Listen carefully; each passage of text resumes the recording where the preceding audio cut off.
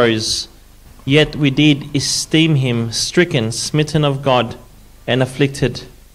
Verse 5, but he was wounded for our transgressions, he was bruised for our iniquities. The chastisement of our peace was upon him, and with his stripes we are healed. Thank you, Brother Albert. So,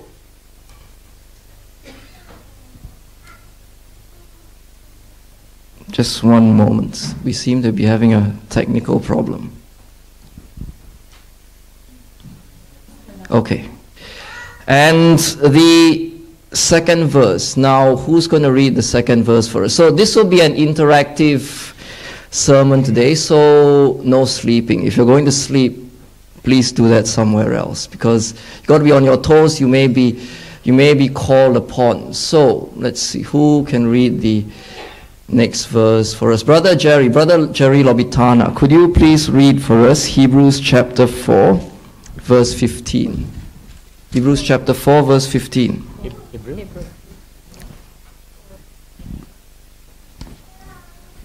Hebrews 4:15. Yes. Hebrews chapter 4, verse 15. We do not have a high priest who is unable to sympathize with our weaknesses, but we have one. Is that the right one? That's the one. That's the one. But we have one who has been tempted in every way, just as we are, yet was without sin. Thank you, Brother Jerry. So, as we know, Jesus went through everything that we did, so he can identify with everything that we're going through and everything that we've been through. And sadness is it's a normal human emotion. So, as one writer put it, Jesus seemed composed as he approached the town. The sister of his dead friend, which is Martha, met him outside. He consoled her with truth and grace. But then he saw the other sister, Mary, manifestly more emotional, and he burst into tears. So he shared their sorrow. Now, one reason why people do cry sometimes is that they regret things. So they cry out of regret, or basically they wish they had done something differently. So let's have a look at Matthew chapter 8, verse 13. Pastor Imai, can you read that for us, please? Matthew chapter 8, verse 13.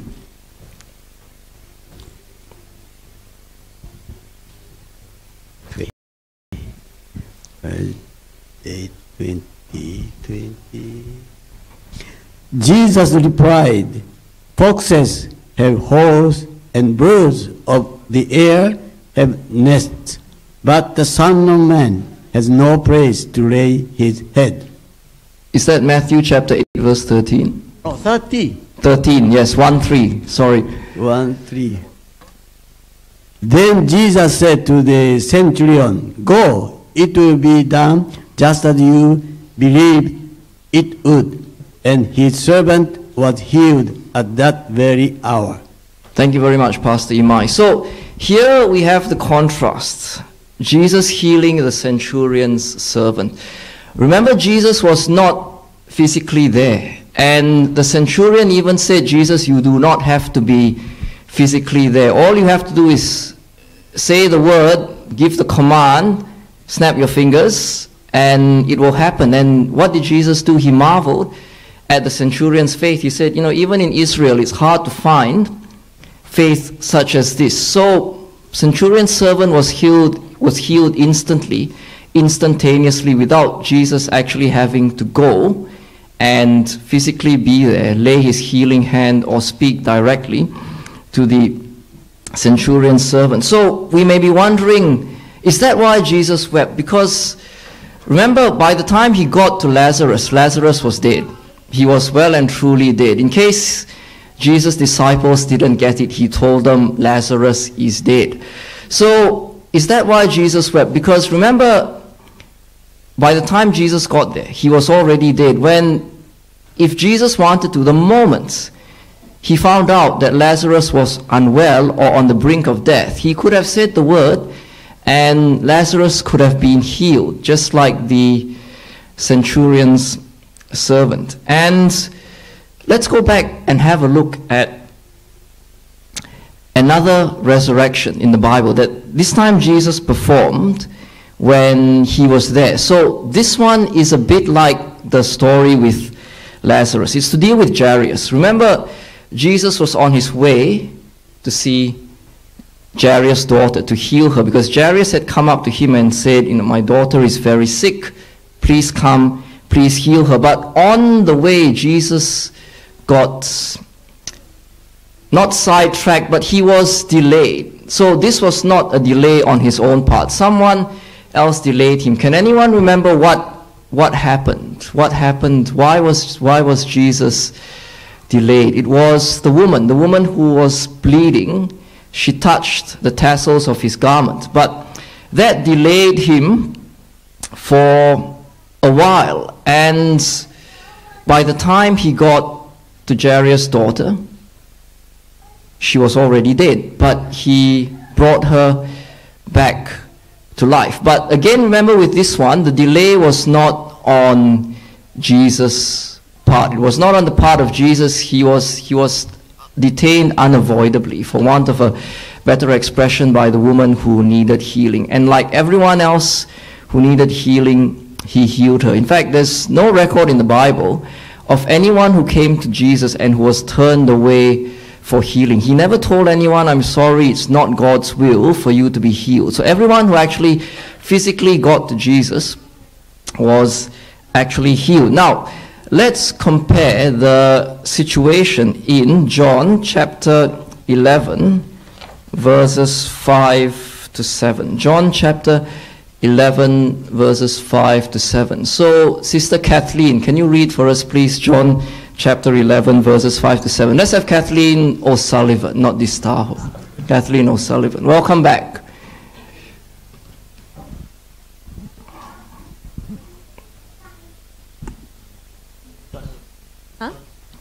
John chapter 11, verses 5 to 7. Now Jesus loved Martha and her sister and Lazarus. When he had heard, therefore, that he was sick, he abode 2 days still in the same place where he was. Then after that saith he to his disciples, Let us go into Judea again. Thank you very much, Sister Kathleen. So as she's read to us, firstly it opens by saying Jesus loved Martha and her sister and Lazarus. So just reminding us, he loved Martha and her sister and Lazarus. He had stayed at their house a number of times, and he loved them. So Jesus loved them. And then get this, focus on the next words. So it says initially, now Jesus loved Martha and her sister and Lazarus. So when he heard that he was sick, so when he heard Lazarus was sick, what did he do? He loved Martha, Mary, and Lazarus. So when he heard that Lazarus was sick, what did Jesus do?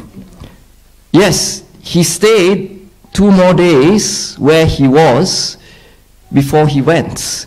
He did not go straight away, even though he loved them. Now, you might think that is a bit of an odd response, because for those of you who are nurses and you work in hospital, and you call for the ambulance, and you say, this is a code 1, I need an ambulance, this is a code 1. What does that mean? I'm sure the nurses can say. It means the ambulance comes straight away, yes, with flashing, with lights and sirens. The ambos are not supposed to say, oh, sorry, I'm on my coffee break, just let me finish my coffee, or I'm just getting my takeaway at the moment, I'll finish the takeaway order, then I'll be on my way. No, code 1 means emergency, life and death. You go immediately with the lights and with the sirens. So, and those people may not even necessarily love the people that they are treating. They may be doing it just for a job.